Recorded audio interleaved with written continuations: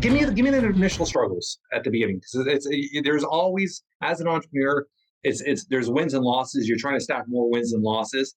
Give me some Sure, of the losses, because I like hearing the struggles, and then we're going to talk about your sure, successes.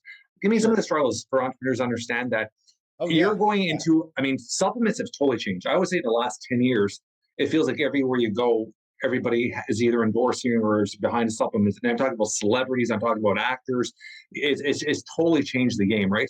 Um, Back in 2005, when you started, it wasn't that much. You see a lot of guys being endorsed by them, but they wouldn't be starting their own companies. And now it feels yeah. like They're every bodybuilder has their own supplement company now, right?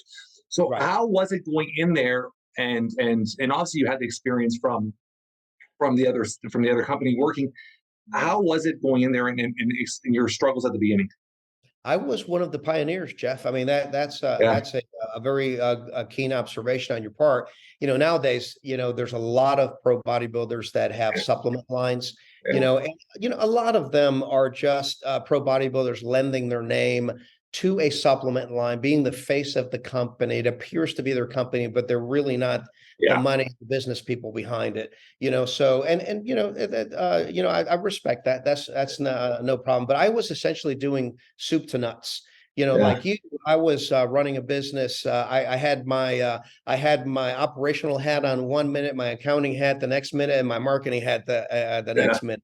So I was doing it all along with a small group of people, including my wife and my dad, and some employees that we hired early on. But it was very, very competitive. I was one of the trailblazers in terms of being a pro bodybuilder with a supplement line. I really don't know that there was another one at the time. I don't think there was.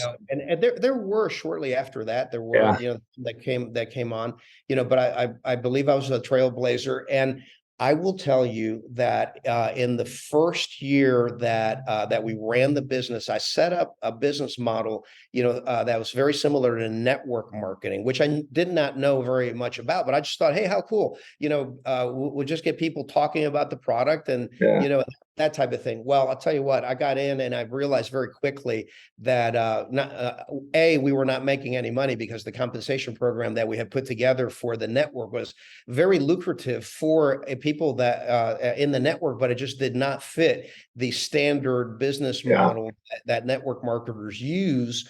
Which is a very high markup, to offset the cost of the network and that type of a thing. And so after 1 year, I had literally burned through half of my life savings.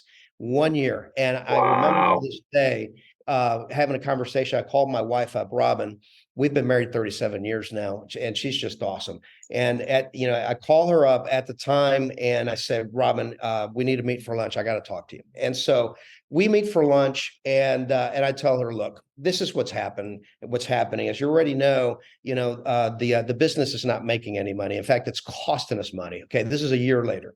All right, and then our choices are this: we're at a crossroads. Okay, I'm going to either reinvent the business and go to a standard distributor retailer model, okay, and cater to the athletes and bodybuilders that follow me, or we can hang on to the second half of our savings, and I can be a personal trainer. We'll make a decent living, and we can go that route.